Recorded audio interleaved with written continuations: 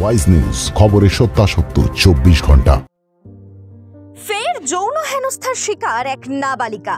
নিজের স্কুলেই হেনস্থা করা হয় নাবালিকাকে।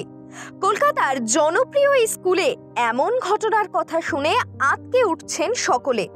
সূত্রের খবর, ঘটনাটি ঘটেছে বাগুইআটির দেশপ্রিয় বালিকা বিদ্যালয়ে। অভিভাবকদের অভিযোগ, টিফিনের সময় ছাত্রীটিকে বাথরুমে ডেকে নিয়ে যাওয়া হয়। সেখানে তাকে নগ্ন করে ছবি তোলা হয়, হাত দেওয়ার চেষ্টা করা হয় গোপনাঙ্গে, এবং তখনই কেঁদে ওঠে পঞ্চম শ্রেণীর ওই ছাত্রী। অভিযোগের আঙুল উঠছে স্কুলের নিরাপত্তা রক্ষীর দিকে। অভিভাবকরা আরও দাবি করেন, এমন ঘটনা আগেও ঘটেছে স্কুলে।